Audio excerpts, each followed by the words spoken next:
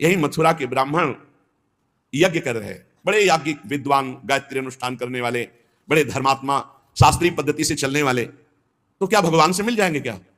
इन सबसे भगवान नहीं मिलते। व्रतांसी यज्ञ छंदांसी तीर्थान यमा यमा, अगर सत्संग मिल गया भगवत प्रेमी का तो भगवान मिल जाएंगे। यथा वरुंधित सत्संगा सर्वसंगोपहो इमाम। मथुरा से पुष्प चयन करके मालिनी जाती वृंदावन से मथुरा, और वहां ब्राह्मण पत्नियों को देती और बताती, आज नंद के लाला ने ऐसी पोशाक धारण की थी, आज ऐसे सुंदर रूप से, आज ये लीला की, रोज नवीन नवीन शोभा, नवीन नवीन लीला। उनके हृदय में सुन सुन के चाह पैदा हो गई। ये बड़ी जोर की, कोई साधना नहीं थी, सब साधना ब्राह्मणों में थी। देखो, सुन सुन के चाह पैदा हो गई। इसीलिए भगवान कहते हैं, जैसा मैं सत्संग से, वैसा मैं किसी अन्य साधन से नहीं।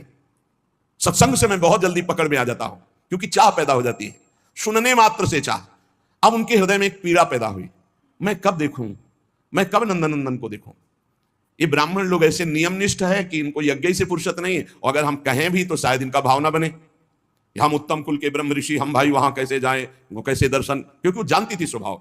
अब बड़ा विचित्र अंदर पीड़ा पैदा हुई कि मुझे श्याम सुंदर के दर्शन करने हैं, और हमारे श्याम सुंदर कृपा करके दर्शन दे तो हो सकते हैं, अन्यथा कोई उपाय नहीं, क्योंकि हम पातिव्रत धर्म धारण किए हुए अपने पति के विरुद्ध नहीं चल सकती, और पति कभी हमको लेकर के वृंदावन जाकर के, नंदगांव जाकर लालजू के दर्शन नहीं करा सकते।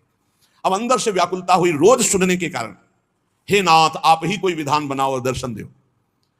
तो किसी किसी दिन प्रातः काल बिना छाक लिए, बिना भोजन लिए सखाओं के साथ चल देते, और दिशा बता जाते कि आज इधर गौवें चराएंगे, तो घर वाले उधर छाक पहुंचा देते। आज ना दिशा बताई और ना छाक ली, मथुरा की तरफ गौवें चराते हुए चले गए। सखाओं ने देखा समय हो गया उनका, कन्हैया आज तो भूल हो गई, हमने घर वालों को बताया नहीं कि आज किस दिशा में जाएंगे, और छाक भी नहीं लाए, बहुत भूख लगी, अब क्या होगा, शाम के गौवें वापस घर ले चलना है। और इतनी भूख लगी कि अशय हो गई, क्योंकि भगवान आज कृपा करना चाहते हैं मथुरा के ब्राह्मणों की पत्नियों पर। भगवान ने कहा, सुनो, हमने सुना है पास में ही ब्राह्मण ब्रह्म ऋषि जन यज्ञ कर रहे हैं, मथुरा के यज्ञ भोक्ता भगवान श्री हरि को प्रसन्न करने के लिए, जाओ तुम मांगो जा करके उनसे। हाँ, बोले प्रभु हमको वो देंगे? बोले कह देना कृष्ण बलराम आए हुए, उनको भूख लगी, थोड़ा सा अन्न दे दो, जाके तो देखो, साष्टांग प्रणाम करना, हाथ जोड़ के करना, ऐसी बात। वो गए, साष्टांग दंडवत की, महाराज श्री कृष्ण बलराम पधारे हुए हैं आज इधर, उनको भूख लगी, आप थोड़ा सा भोजन दे दो। वैदिक सिद्धांतों का पालन करने वालों ने जब देखा ये, तो गौवें चराने वाले, ये यज्ञ भाग के अधिकारी थोड़ी कि इनको भोजन, बात ही नहीं की। बोले प्रभु कहां भेजा ऐसे निर्दयी हृदय वालों को, कि वो एक बार हमसे बात भी नहीं की, देखा भी नहीं।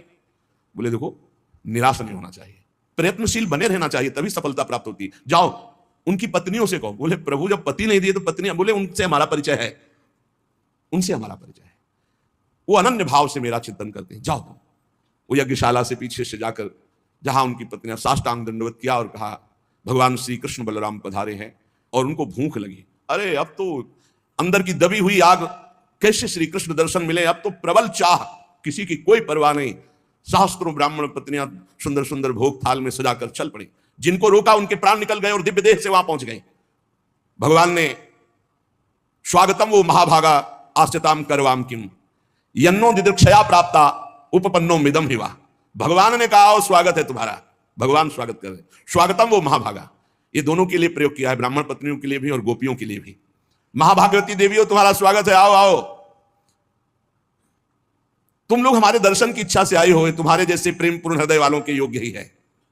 भगवान सात सखाओं के साथ बैठ गए, महायज्ञ उनकी पत्नियां करें, साक्षात यज्ञ भोक्ता भगवान को पवा रहे हैं। भगवान पाए, आश्वासन दिया, जाओ आज के बाद कभी तुम्हारे ऊपर कोई दोष दृष्टि से नहीं देखेंगे तुम्हारे पति आदि, क्योंकि हमने स्वीकार कर लिया, आप सब तुम्हारी आराधना करेंगे, सब तुम्हारी वंदना करेंगे। उनको लगा था वापस जाएंगी तो शायद दोष दृष्टि करे ब्राह्मण जन। अब किसी भी भाव से सही, भगवान ने उनका प्रसाद तो पाया ना, भले भाव नहीं था ब्राह्मणों के, लेकिन पत्नियां तो उन्हीं की थी। उनके हृदय का ज्ञान अंधकार मिटा।